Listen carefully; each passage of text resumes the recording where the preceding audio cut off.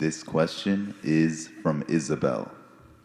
Sadhguru, I heard you speaking about the impact of wearing clothes with different colors. Also, the monks in Isha and India wear orange as it helps in their spiritual journey. I want to ask a question if wearing certain colors can impact our spiritual growth. What is the impact of the color of the skin on our spiritual journey? This is a racist question.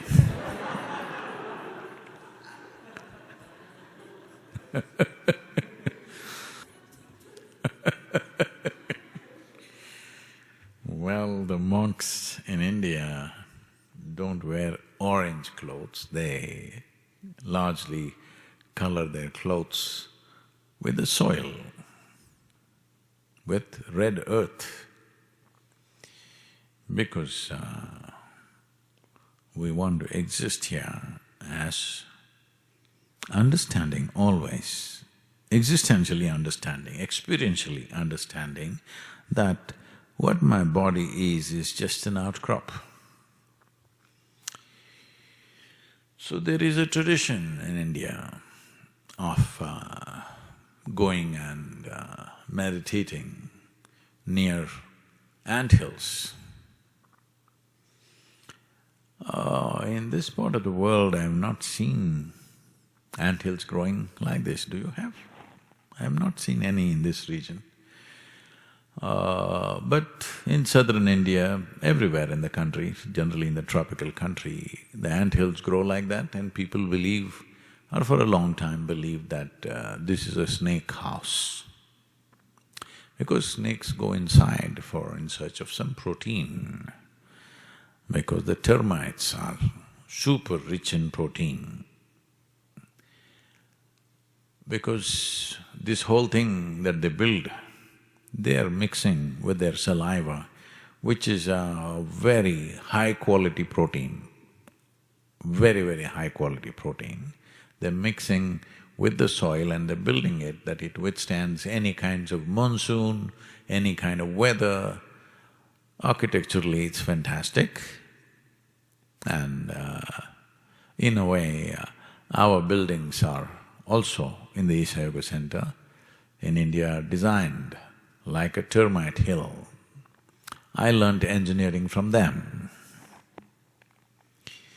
because I did go into the termite hills for various reasons myself. But it is said, some of the tunnels going up to 700 kilometers, a termite can locate water 700 kilometers away and go there, digging up a tunnel.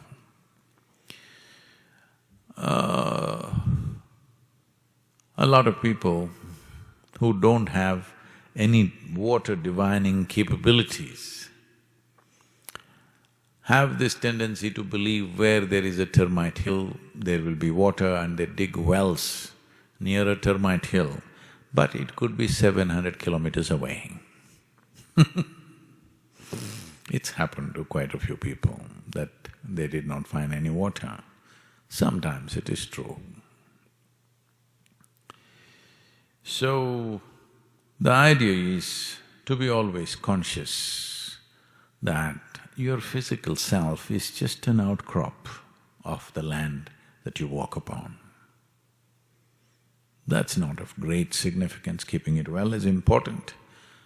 Keeping it well is important not to flaunt to other people, but keeping it well is important so that it doesn't come in your way. It doesn't come in your way means, if your body becomes troublesome because of, let's say, some health issue, then 100% of your attention will be only on that body. Taking care of the body will be 100% of your time and life. So keeping the body in such a way, if you sit here, you're not even aware that it's here.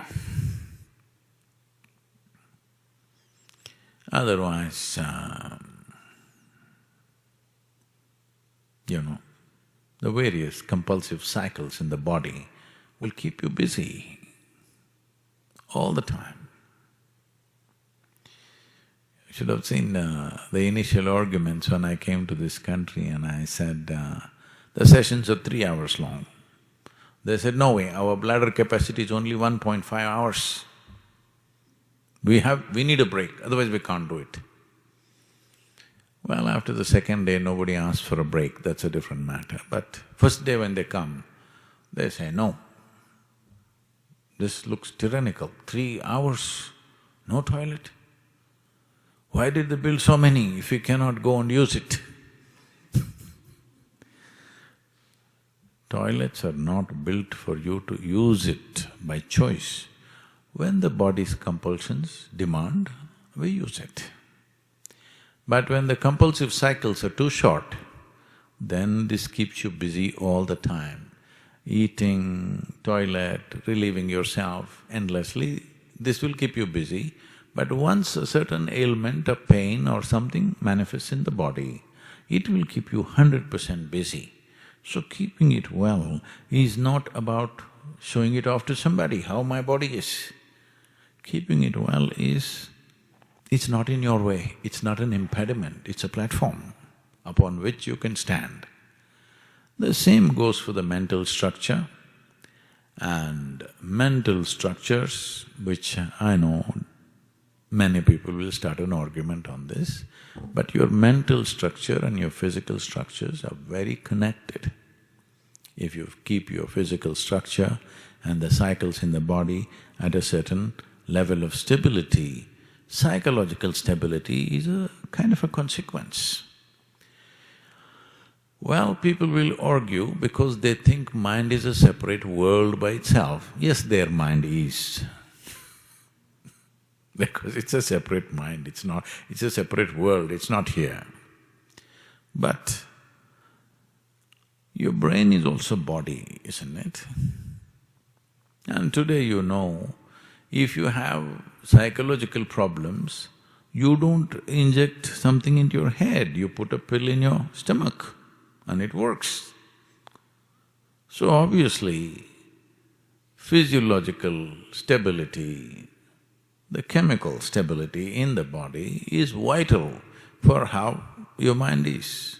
So the important thing is your body and your mind should not become an impediment. Especially for one who is focused on something beyond that, he doesn't want his body to come in the way. So sannyasis are wearing clothes which are washed in soil because the best way to make the body stable is to be connected to the earth. Today, various quasi-sciences are coming up and they say people are sleeping with a copper wire attached to their big toe and earth it in the ground and all kinds of things. All you have to do is, maybe in this country, in this kind of weather, you cannot really walk barefoot all over the place, but at least indoors you walk barefoot. At least indoors, that's not really earth. So much is in between you and earth, but at least there, because still there is a benefit. So this is like earth covering yourself, because your clothing has the quality of the earth and it connects you in so many ways, keeps your body aside and you're always conscious that your body is a part of this earth. So even when death comes, you don't have a great amount of struggle because anyway it was a part of this always. But in your head you can imagine things just to stop that imagination. So, does skin color impact my spirituality? As I said, that is a very racist question. But now anyway you ask, so why should I miss the opportunity?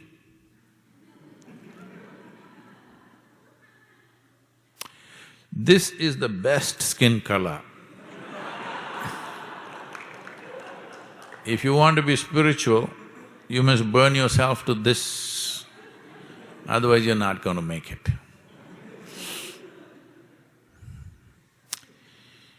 So based on skin color, will you get there or not? It's like this. I was, the other day, 2 days ago, I was driving out near Fall Creek Fall, and two guys, little soaked up in mud, and they suddenly came out of the forest. They had parked their truck somewhere close by, and they came towards the truck.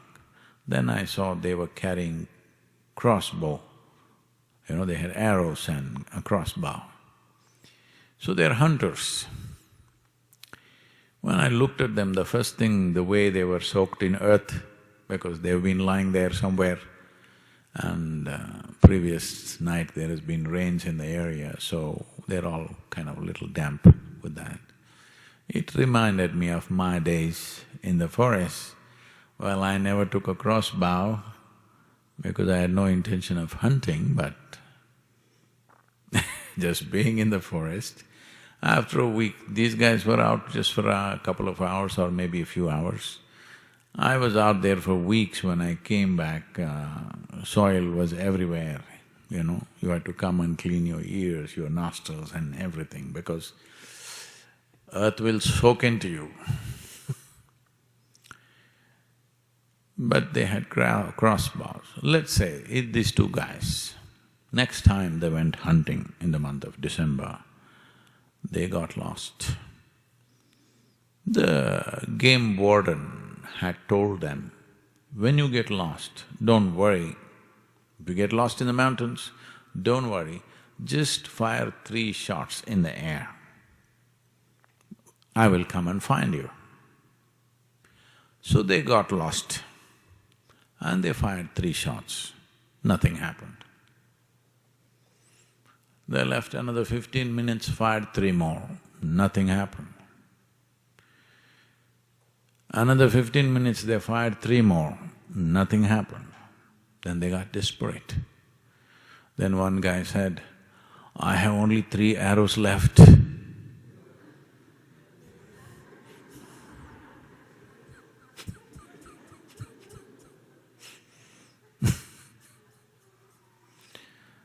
So, if you're looking at your skin color and thinking whether you will get enlightened or not,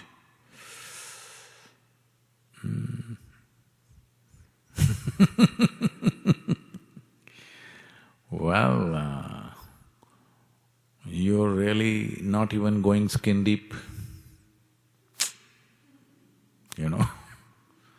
This is the color of the skin is not even skin deep, It's too much surface. Don't stay there. You need to get a little deeper than that.